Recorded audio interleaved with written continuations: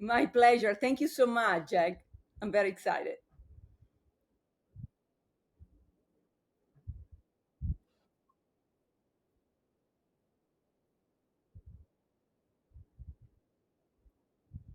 Wonderful. So, I am a psychologist, a PhD psychologist. I'm international.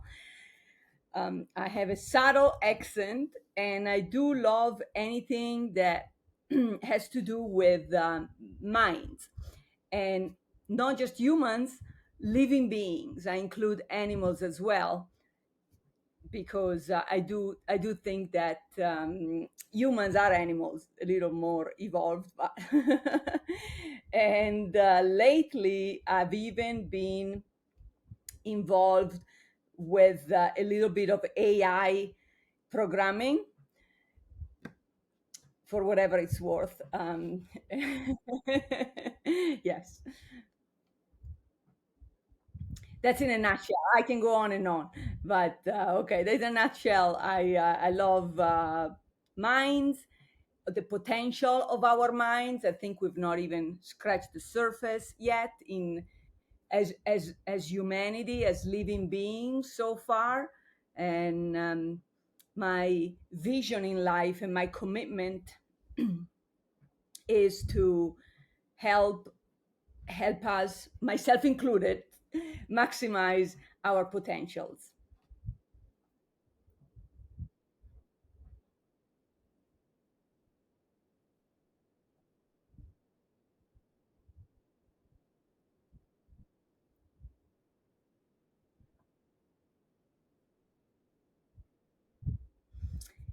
It was that's a great question. Thank you so much, Jag. And I love to reflect on my journey, and I love to help our audience um, reflect on their journey too, because that's usually where you find all the answers you're looking for. That's from my experience.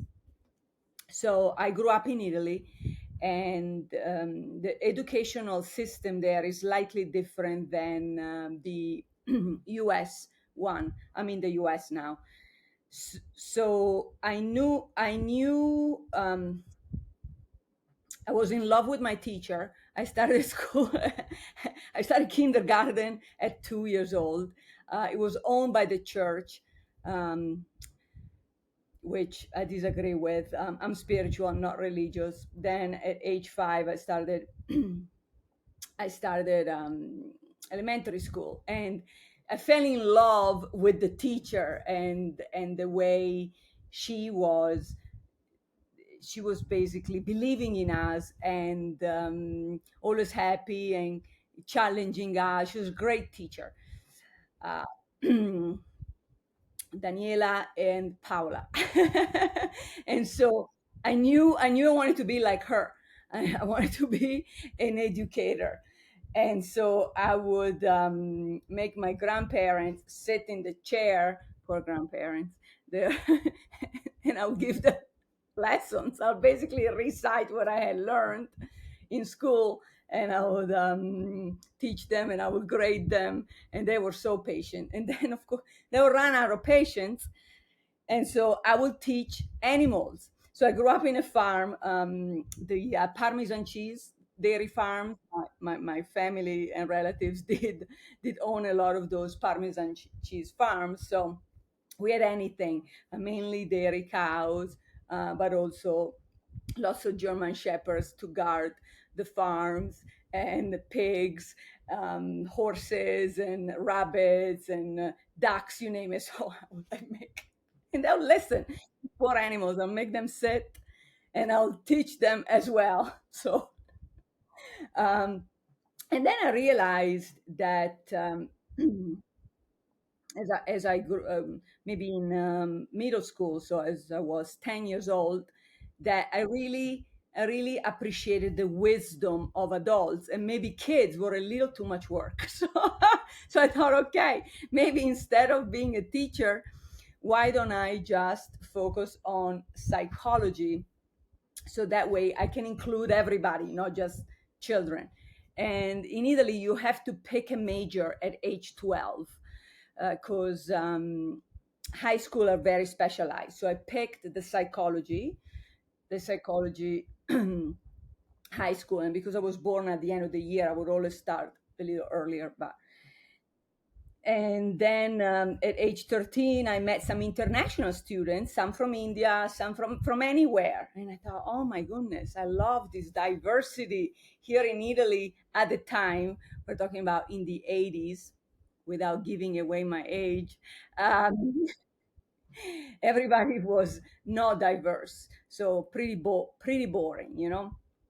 And I just loved talking to people from different backgrounds and different geographical locations, and comparing and find out what they knew. And the sky's the limit. I've always been attracted to exploring and learning potentials, and so I was fixated to move away from Italy and explore other countries.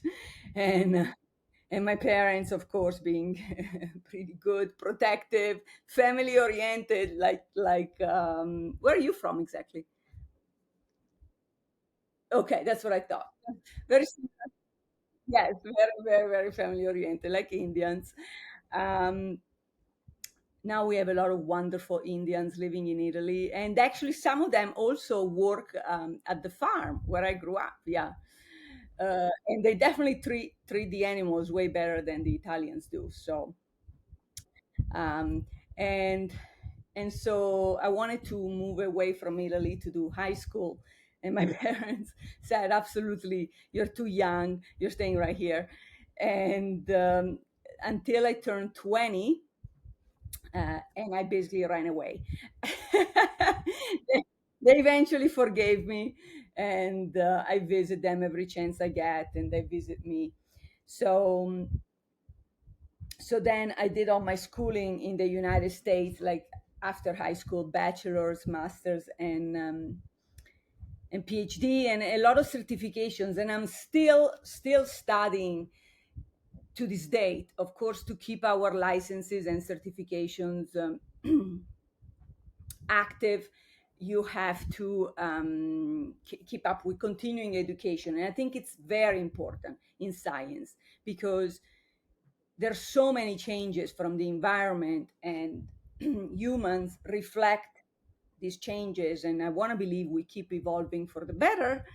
And so a good professional, a good scientist has to keep in mind these changes and updates. I think a great entrepreneur also adapts and keeps up with the change in a timely fashion. I started my own corporation in 2007, and basically I do offer consulting services to individuals and also corporations.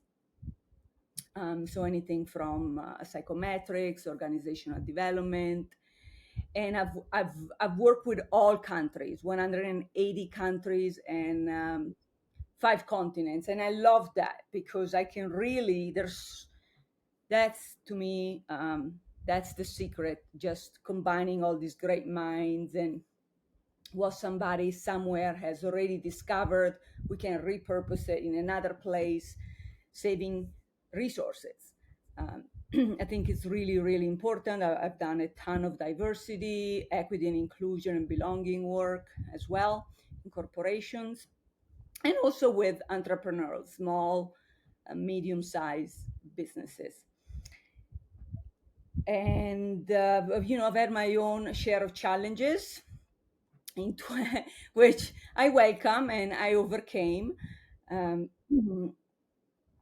and In 2010, I also opened a nonprofit that basically offers the same services to on a donation basis for those who cannot afford it. And with the nonprofit, I also use a lot of animal assisted therapy, or learning leadership through taking care of animals, etc., etc. Yes.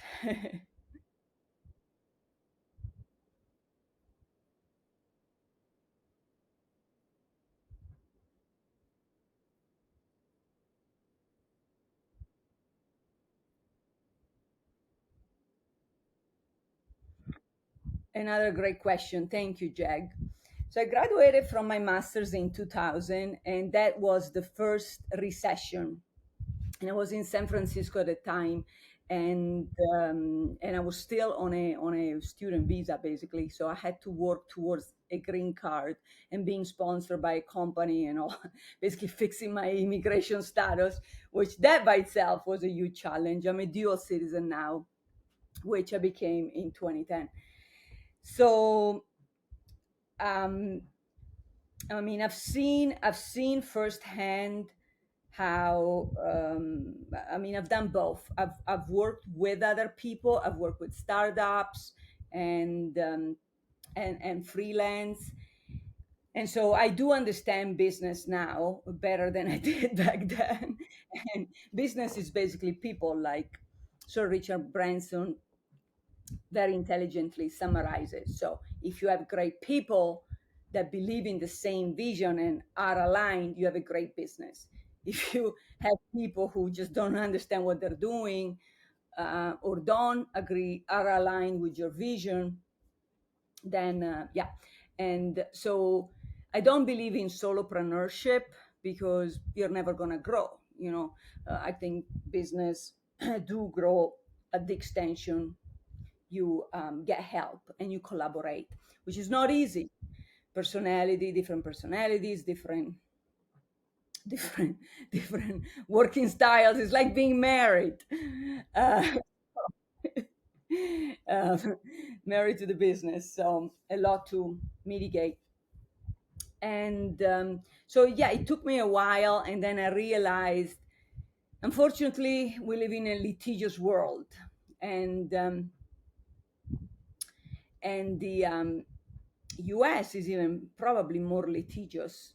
Not that I'm attached to any country, I come and go. All my business is virtual, 100% virtual. So I travel any chance I get for fun and pleasure.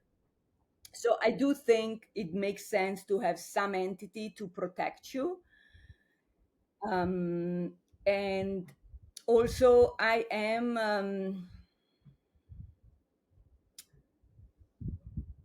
directive as a personality. I like to take big risk. I like to be in charge. That makes me feel like I'm utilizing my potential. So if it's difficult for me to just not have a piece of not of the pie, but no, I don't mean it financially, but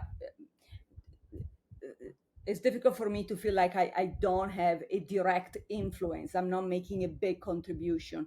And the best way I know how to do it is to have your own business. And then, of course, you can still partner up, affiliate, whatever you want to call it, JV, joint venture with the third parties, which I do and I welcome.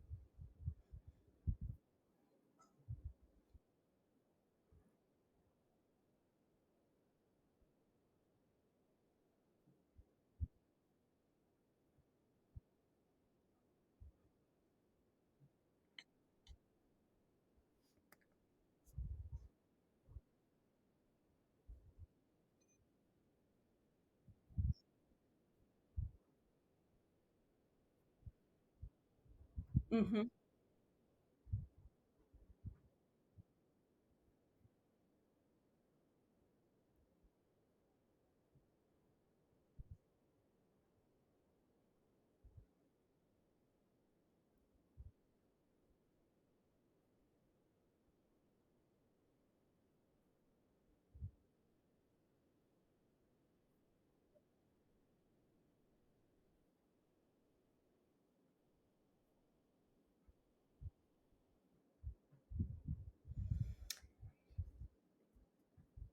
I had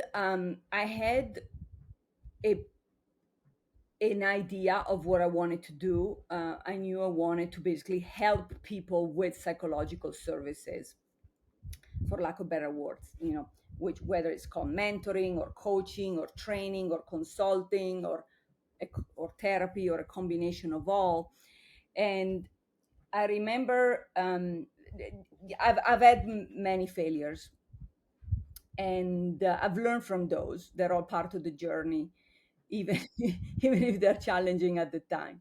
So, for instance, in 2007, I wanted to pitch to to the network.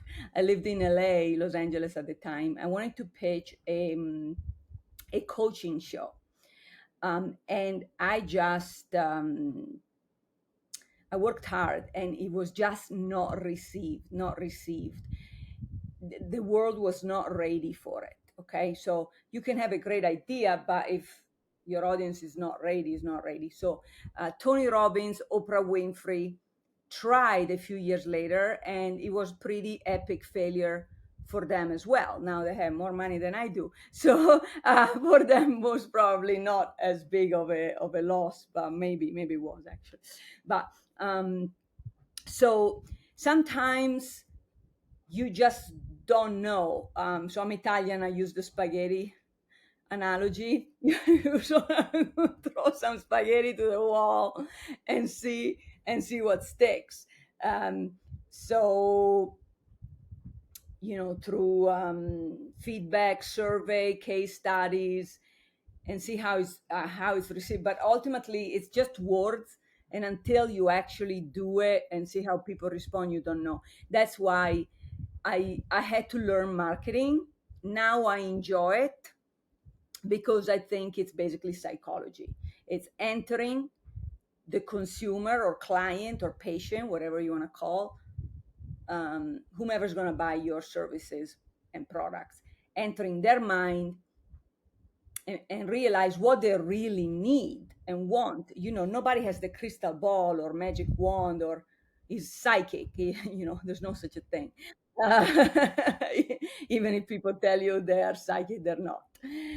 And so until they experience it, you don't know exactly how it's going to be received. So I try to adapt. Even now, there is a type of therapy that I did get certified in just for California. Um, and it's called ketamine assisted therapy. It's with a micro dose of ketamine that is FDA approved, and it works a lot for anxiety, depression, post traumatic stress disorder. But these are all new, and so we're still figuring it out with doctors and psychiatrists. So and obviously we are post pandemic. There are some phenomenon that have never happened before that we're trying to understand. Why are there so many homeless people? Why are there some people that take so many leave of absence at work? What is causing that? And sometimes they don't even know themselves. So sometimes it takes an entourage of professionals talking together and figuring it out with the help of the clientele and patients. So there's still so much to discover. And every day I do get literally hundreds of emails from research, and I pick two or three. There's no way I can read all of them, but I do my best, in terms of what's new out there, what do people need these days with everything that's happening in the world, economy, climate changes, etc.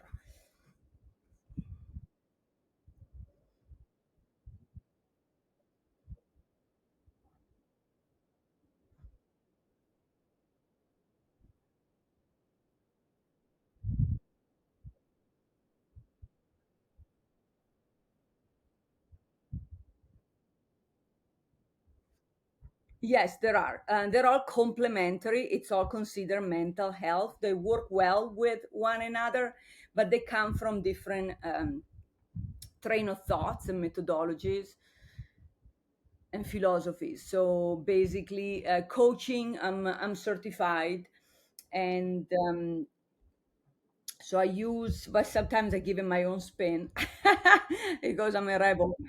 Um, so coaching which is today the word coaching, because it's so new, is not always used appropriately.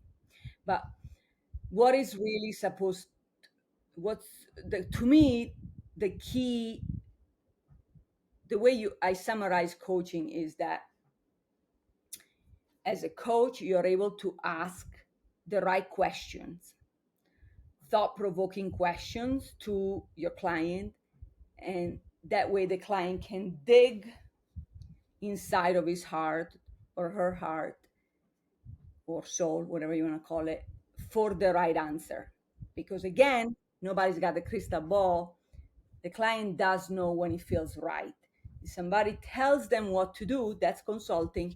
It means nothing. It doesn't mean anything to the client if they've not experienced it themselves, right? But if they experience it themselves, then it means everything. So that's coaching and consulting. Mentoring is so I would be a great mentor for somebody younger than me who wants to reach the same level of success in this field, people, education, psychology, as I have achieved. A great mentor for me would be somebody who older than me who has achieved higher levels of success in the field, in this science field of psychology. But I would not a good mentor for somebody who's wants to be a Hollywood star because I'm not, you know what I mean?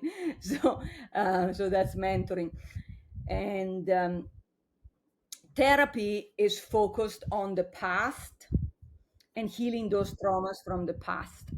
Whereas coaching is actually a type of methodology we use in therapy, but it's very futuristic oriented. You know, let's set some goals and get there. But if somebody has not worked on the trauma from the past, is not ready to talk about future goals, you know?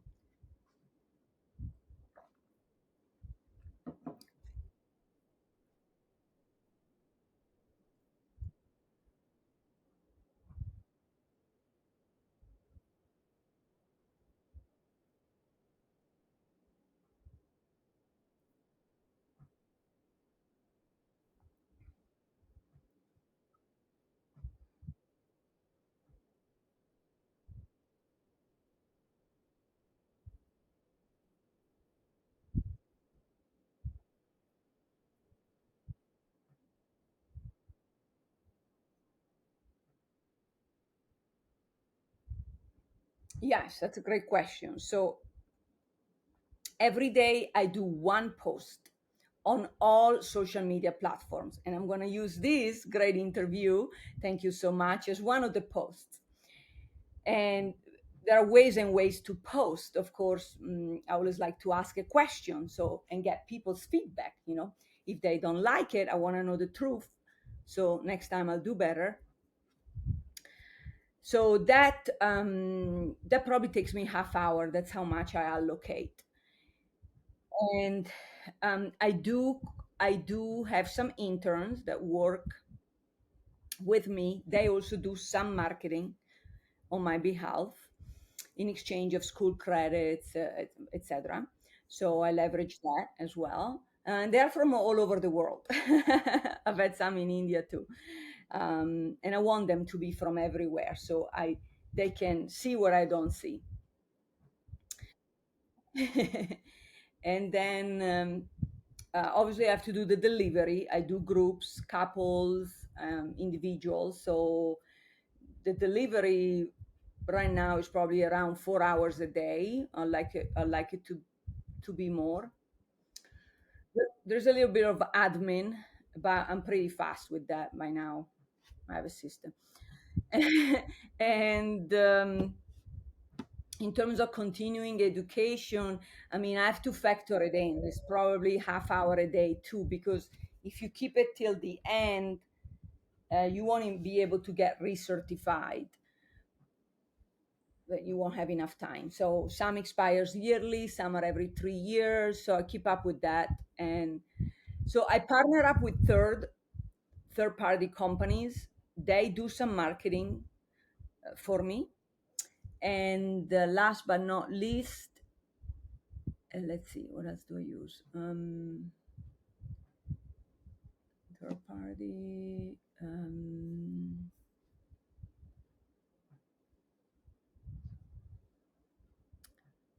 I have my own websites, more than one. I forgot one type of marketing I do besides the third party.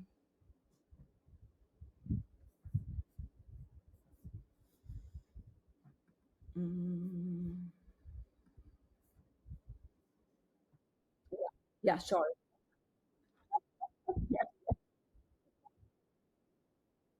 Thank you, thank you. It's I get some brownie points because it's 11 p.m. here. Okay.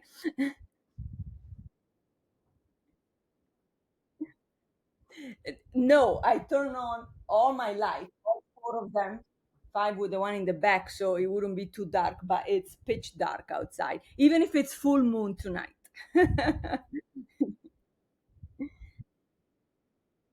Yeah.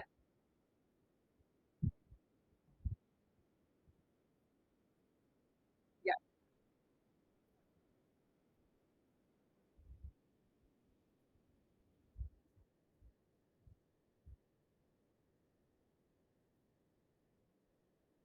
Oh yeah. Oh wow. Very good. I'm a huge proponent of interns because they win. They get experience.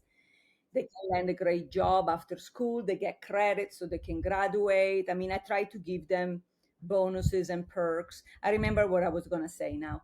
So I also affiliate with third party, affiliate with associations. Some are international, like professional membership, like the Society of Training and Development, Society of Industrial Organizational Psychologists, blah blah blah. I have a list on my bio and resume if you're interested. And so also I belong to different Facebook groups and LinkedIn groups and of professionals, and we sometimes give each other clients because maybe they are already at capacity. Yeah.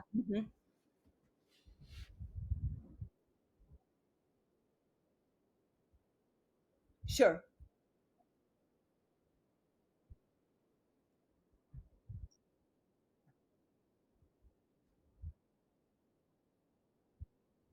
Sure. Okay, so interns are usually they start unpaid because I don't know, and they usually don't have any experience. But the good thing about that is that they're young, they learn fast, they're like sponges, they're way better than me at technology, AI, all of that. And so, and usually they need, even I had to do it when I graduated from my bachelor's in 99. I had to do three mandatory internships, and that helped unpaid, sometimes little pay, some tips, and they helped me land some great work right after because I could have a resume, a CV, and endorsements and references and so on. Or otherwise, you don't have any. So usually they start unpaid. Sometimes all they can give me is 3 months. I usually have more than one, and sometimes they can give me longer. I've had some from India, really good, and in exchange, I'll write any letter of reference for them. They can, or to their university, so they can graduate. And I mean, they obviously get experience because they shadow me, um, and they get experience. So I don't give them too much. I see how much time they have. If all they can do is half hour a week, I give them one thing and one thing only. Let's say LinkedIn groups. Or I ask them usually what they love to do, and then I just stick with that one thing. If I see that they do well and they can handle more, then I can give them a second task. But yeah, I usually keep one intern for one specific task each.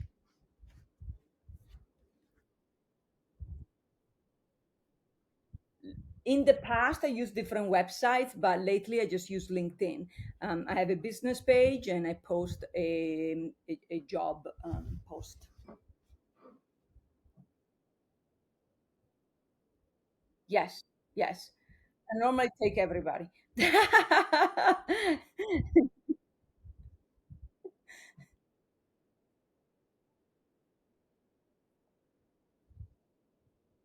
Oh yes, yeah, it has absolutely yes. So I work, yeah, absolutely yes. So I'm not religious at all. I'm spiritual. So had a great one, Wakas from Pakistan, and so thanks to him, he introduced me to several Muslim women and in business leaders, and I've worked with them, and it was very pleasant. Yeah.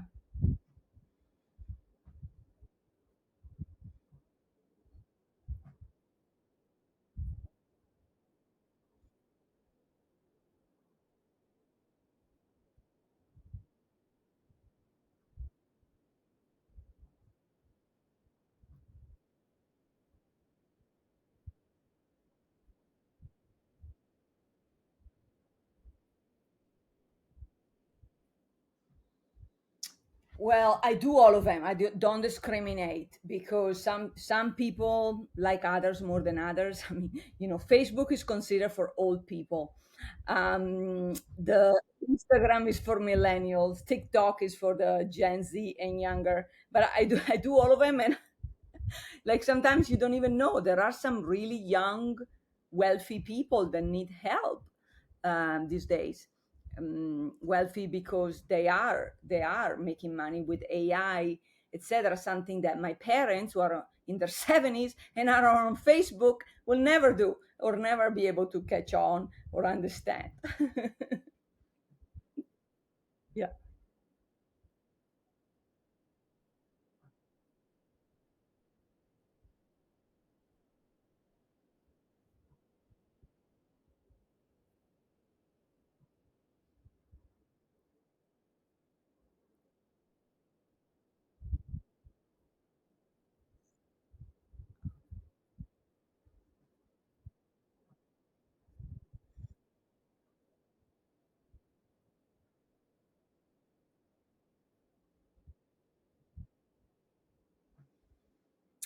Yes and no.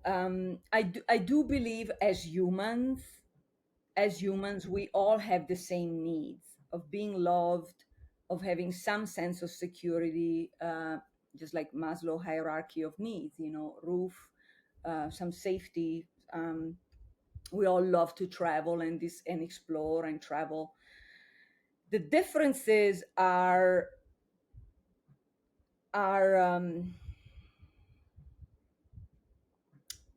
probably what you were exposed to. If you had supportive teachers, supportive parents, if you had a chance to study formal education, um, maybe travel. So not everybody's got the same chances. Of course, that's why I have the nonprofit to give everybody a chance. Luckily, I don't come from a rich family. My parents, though, taught me to work hard and save and be honest and do your best. So it is yin and yang, and that's for everybody. Do we have the can we be mean? Yes, we can. If I'm being mean, maybe sometimes, if I were angry, probably. But thanks to the work I do, hopefully most times I can operate out of love instead of anger if somebody hurt me, and do what's best for everybody, for the other person. So I am in the service, I am in the business of servicing others, helping others. Yeah, some cases are tougher than others. Some cases um, get mad at me for no reasons, because maybe I remind them of some some problems they've had, or maybe there is some miscommunication. Maybe my style is a little pushy, uh, because I want to see results, and I want people to get results. So perhaps sometimes I could use a little more patience, but it always comes from good intentions. Thank you. So, yeah, does that answer your question? Yeah. I said luckily. Oh, I did. Oh, um, I don't think I said luckily, but I do think I made the best out of it because if I were provided everything, I would not have figured out a way, and maybe I would. If things come too easy, you don't even appreciate them. So my parents always kept me on a from age 9 they kept me on a strict budget. Well, I had, like, at the time it was like 50,000 liras, nothing, uh, which was basically like, I don't know, $50 now. But with that, I had to buy a month. I had to buy textbook, school uniform, any candies. I loved candies, like everything. That was not much, and I'll always run out of money. And so then I'll have to get creative and go to my neighbors and relatives and ask for like random jobs, like wash their cars in exchange for money, etc.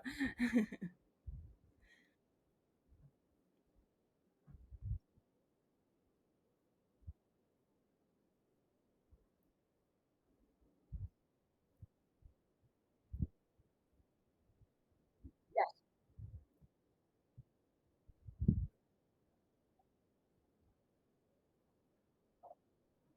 Yeah.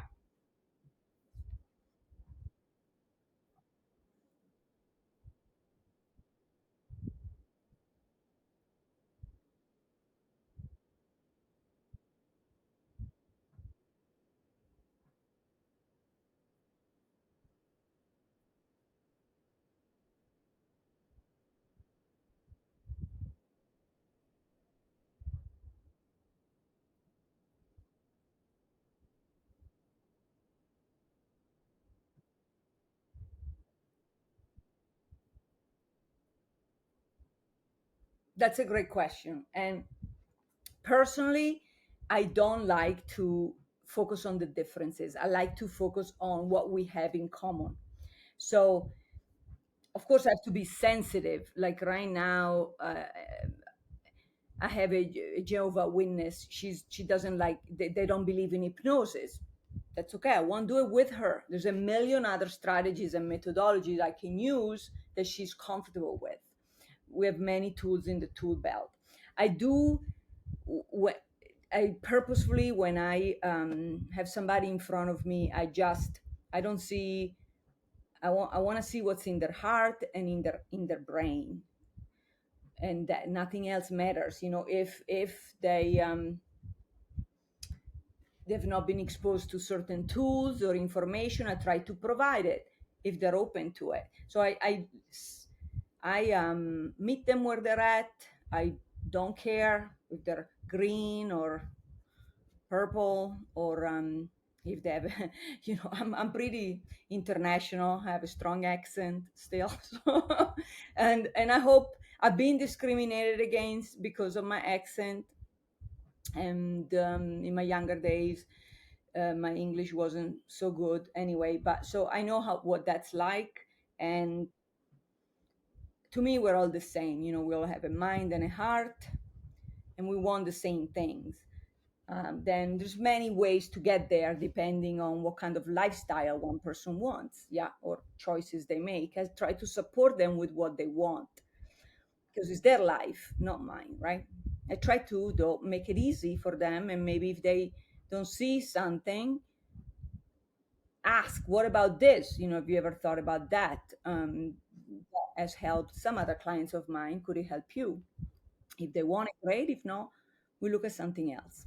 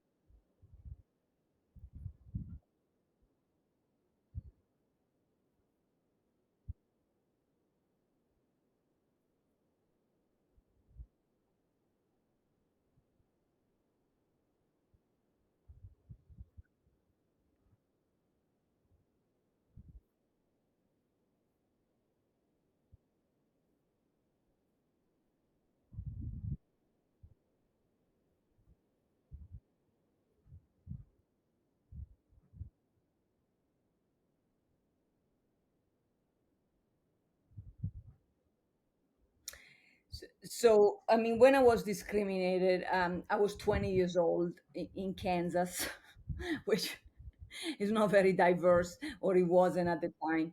And I didn't even realize that I was being discriminated against until later. But yeah, I was hurt. But usually, I'm the type of person who just doesn't. I don't let stuff like that take me out of my goals and game for too long. I pick myself up. Okay, I may cry, but I'm back up. These days, I use the international at my advantage. So in even in my YouTube videos or posts, I always say, "Hi, I'm Dr. Pezzini, Italian American," so they know that. Okay, they don't have to guess and be distracted all post long. Okay, what does she know? Where is she from? We don't care because they know I'm a doctor, so I'm not an idiot. At least I put some heart, sweat, and tears, blood, sweat, and tears into getting an education. They know I'm dual, so it's sometimes they. I figure with the internet, if they. So I put to answer your question, I say it right away so they don't have to guess, and then if they resonate with me, great, they'll keep listening. If they don't, still they'll go to somebody else who's they feel closer to, which is fine. There's enough for everybody to go around. I may have an accent that reminds them of a bad experience they've had, so they don't want to work with me. Fine, they'll work with a colleague, and so on and so forth.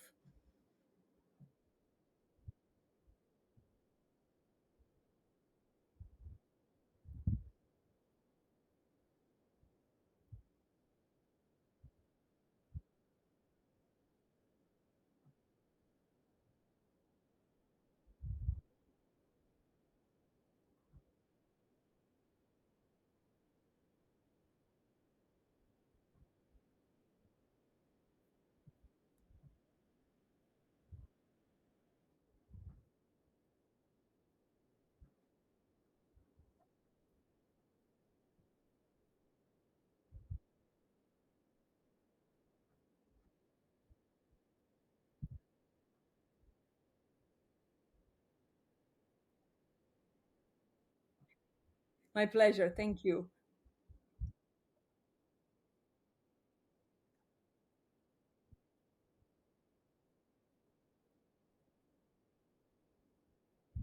And you know why they're all the same? Because we have the internet, so we copy from each other. Lucky. So it's a good thing.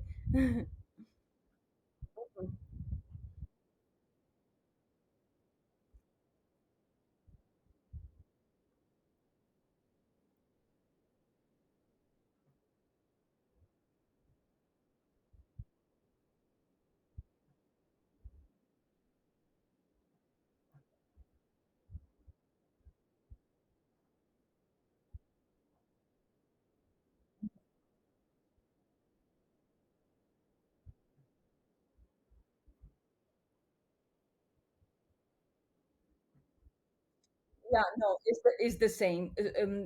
If they're high profile VIP, somewhat famous, they want complete confidentiality. Which, regardless, everybody, even if they are not as wealthy, we have very strict ethics and regulation to maintain privacy and confidentiality. But honestly, I treat everybody the same. Yeah, I market to high profile people because they have more money. But uh, um, yes, exactly. I do both. Yes, but I treat them the same because really, at the end of the day, there are more. They have the same problem. They also get depressed. They also get hurt. They also struggle with time management. They also struggle with maybe a partner who left them. They're humans. At the end of the day, one day when they die, who cares how much money they had? They're still going to leave, leave behind, hopefully, a legacy and good lessons to their kids. And, and hopefully, they've done something to contribute to this lifetime and this world to make it a better place. But you don't need that much money. It depends also on where you live. I do a lot about money management, psychology of wealth, and psychology of money. So, some people have a lot of money, but they still have mental problems about it. Like they feel in their head that they don't have any, and they stress about it, and they don't enjoy life, which was sad. It's all about budgeting, really. Mhm.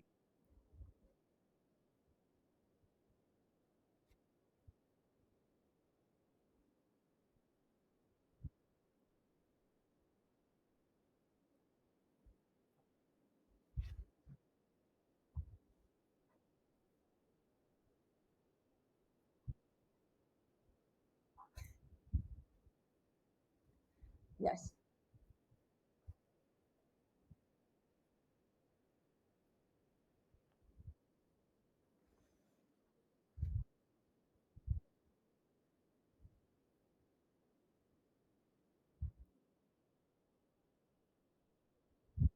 Yeah. Okay. So money is a tool, and can help, but sometimes can not help. If you're so paranoid because maybe you think somebody's going to steal it, or you're going to get kidnapped, then you cannot live life, then you may as well not have money and have not be famous, and enjoy life, because as far as I know, we only get one life. The rest is unknown. So, um, ask me the question. I want to tell you something else about money. Ask me the questions again, please.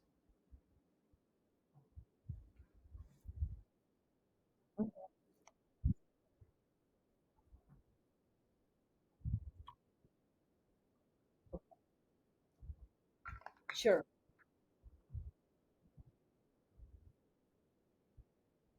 No,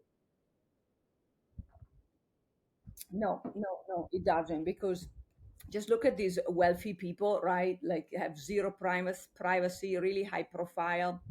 To me, it's priceless, like having the freedom to do what you want and to do what you love in life. And money usually comes when you really do what you love, and you use your talents to help others. Money comes. The more people you help, the more money will come.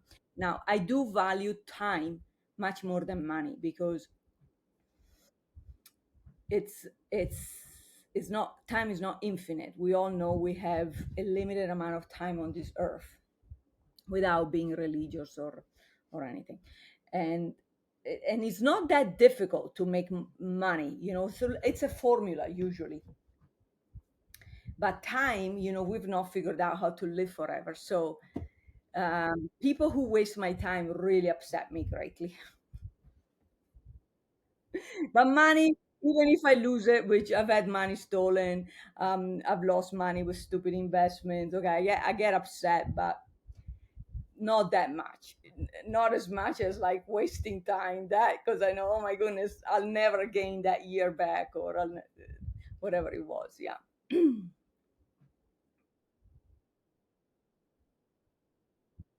Yeah.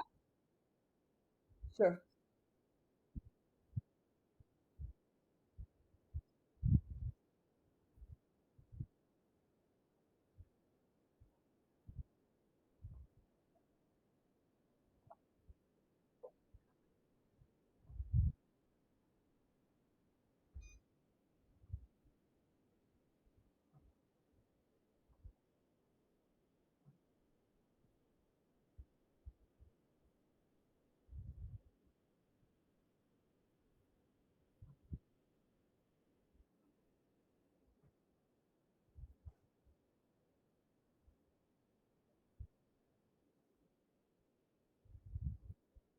Hmm.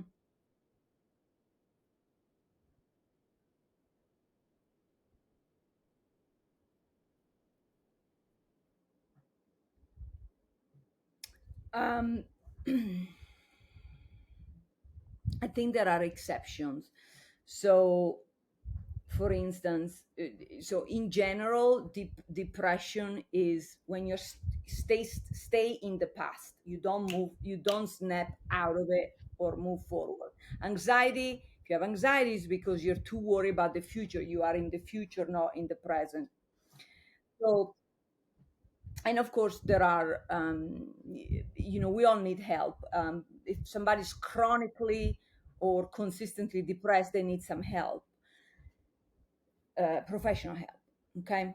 And which means they need to get out of their head and focus on somebody or something else, because if they stay with their own thoughts, they're going to go clinically crazy. They need to externalize those recurring negative thoughts. And the good news is that there are solutions. So to answer your question, like, there is a movie that came out here recently. I saw it 2 weeks ago. It's called Sound of Freedom, and it's about child trafficking. Um, sex trafficking with children. Okay, there are people who don't believe it. Um, if there are such cases, which unfortunately I believe that there have been, um, these kids, I mean, it's good that's depressing. If you think your childhood was basically like horrifying, and that's gonna take I don't I that's gonna take a lot of serious professional work to help them. And so in that case, they were children. They don't have their needs met, and they're basically sold as sex slaves. They don't know any better. Sometimes they're 5 or 6 years old. I mean, you can just imagine, so, and unfortunately, mental health is not even perfectly equipped for that yet. I mean, we're trying, but there is more to discover. There is more we can do to help. Yeah. So to give you an exception, does that make sense?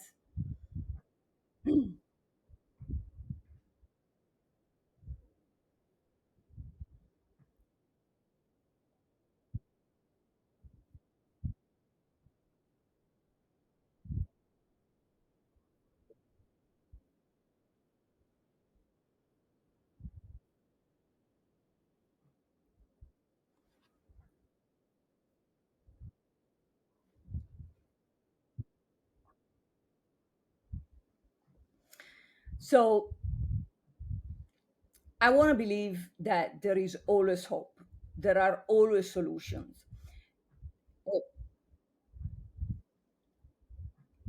If there are tests that evaluate where you are in terms of depression, that should be administered by a professional like a psychologist. So after that, though, if it gets to that point, you also have to collaborate with a medical doctor, because you have to check everything else: blood, if there is maybe an injury in the brain. So maybe for further exams have to be done. And so you have to collaborate with other professionals whose specialty is just that. See if there is any cranial uh, trauma or damage, and maybe a psychiatrist as well. And then all together, we all try to help, with with what we know. Everybody has a specialty, but we have to come together. If there are severe cases, it takes an entourage of professionals. And I've seen this with animals as well, because animals do have emotions. They do get depressed, and sometimes if they rescue, which I've had many, you don't know, you don't know what happened to them.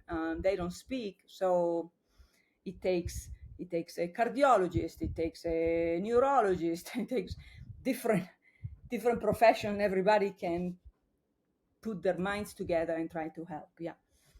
You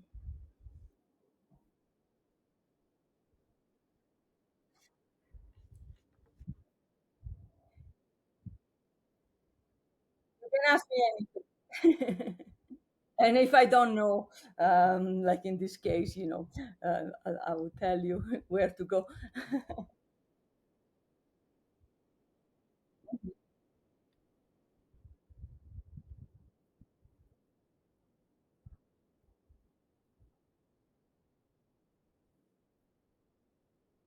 Yeah, but I'm happy. I'm happy you're asking because it's important. There is nothing to be ashamed. It's a human emotion. It's a human state, and it happens. Has happened to all of us. Hopefully, it doesn't stay for too long. You snap out of it, and you have professional help. But if you don't talk about it, that's the problem. Then bad things can happen. So I'm glad it's all out in the open.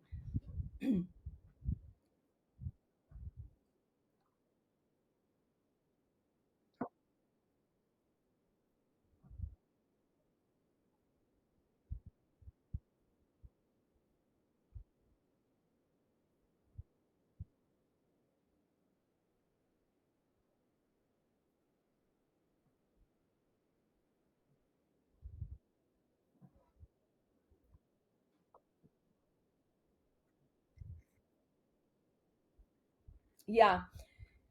So I have more experience with corporate. I've done it for longer because I've noticed that things change. The economy completely dropped at the beginning of the year, especially for me. Um, and I see the phenomenons that I'm observant that are happening out there. So I now took on clinical as well, and I do have you have to pick clinical. I can only offer in one state at a time. Um, so for now, probably I'll be able to offer in more states, but I have to take the board exam, blah blah blah. So I'm under a clinical supervisor for California. So I do now. I want to be able to discover something new. And really, having a PhD, that's what it is all about, right? That you know how to come up with some new research that has not been discovered before. So I see, I've seen in the past 25 years of my work that um, there isn't a bridge between the person at work, the worker, and the person in their private life. So they at work, nobody wants to talk about therapy because it's taboo. But it's the same person that comes from home. If the person had anxiety and depression at home, you're going to bring that to work. And then at work, cannot really talk about it because emotions are not allowed.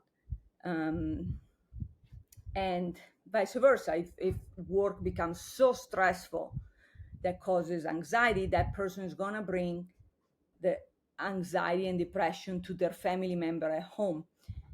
So I think there has to be a bridge between the two, work and private life. And that's what I'm trying to do. That's my mission. So thank you for asking. And it's still at the very beginning. And but that's my goal. And of course, I also have to work with all the government limitations. That's why I have to have separate websites. I have to do separate posts. Blah blah blah. I won't bore you with, but that's my personal mission because I want to be able.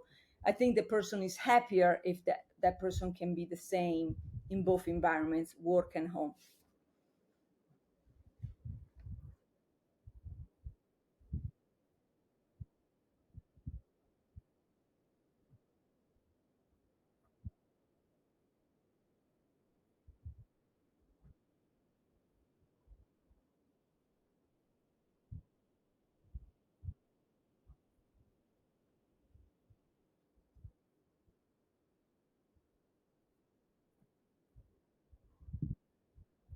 Yeah, I try to be open to anything because everybody's got their own preferences. So I work with some companies that just want to use Microsoft Teams, so I use that. Personally, I like Zoom. Right now, I've never used this technology you sent me today, so but looks like it's working great. And so some Some companies have their proprietary platforms, which could be called whatever, and so I use theirs. And so I use them all. And social media, I literally use them all. I know there are ways to use software that blasts, and which I have used in the past, that blasts the same post everywhere, like Hootsuite, blah blah blah, or pick what is it, picker something. But like, honestly, I'm so fast. I copy and paste everywhere. It takes me. I did it tonight while I was walking with a group, so I mastered it. Mhm.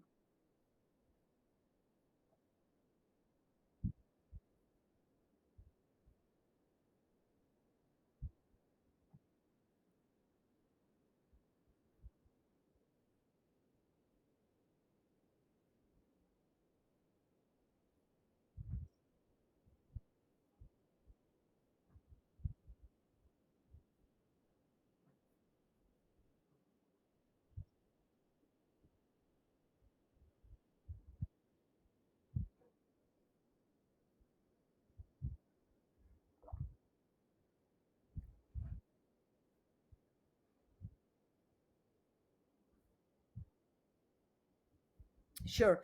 So to share, I always try to give extra. So and share resources. So I use Google Drive. I know it's not perfect, but some people use Dropbox, OneDrive, Cloud. That's fine if that's what they want to use. And let's see, for I use Gmail. I have my own site, but they all go to Gmail. But I also have Proton. It's free. Proton email, Proton mail, which is supposed to be more encrypted. Who knows? I have that too if needed. I use Google Voice. I use everything. Yeah.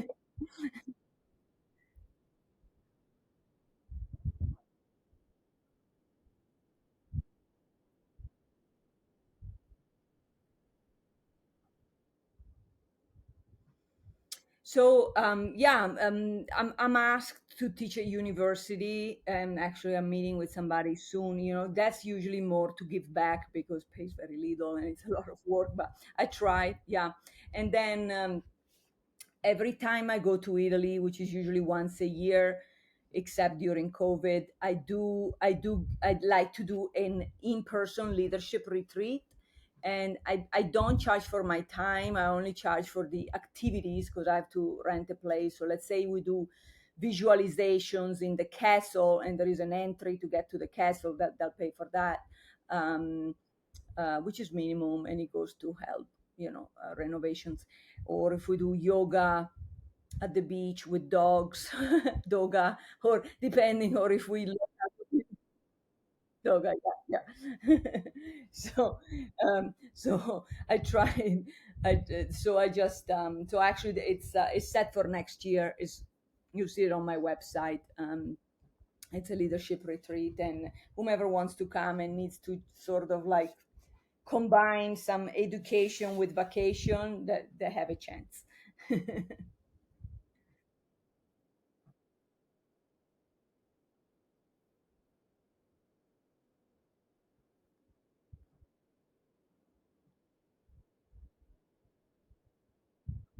My pleasure. My pleasure.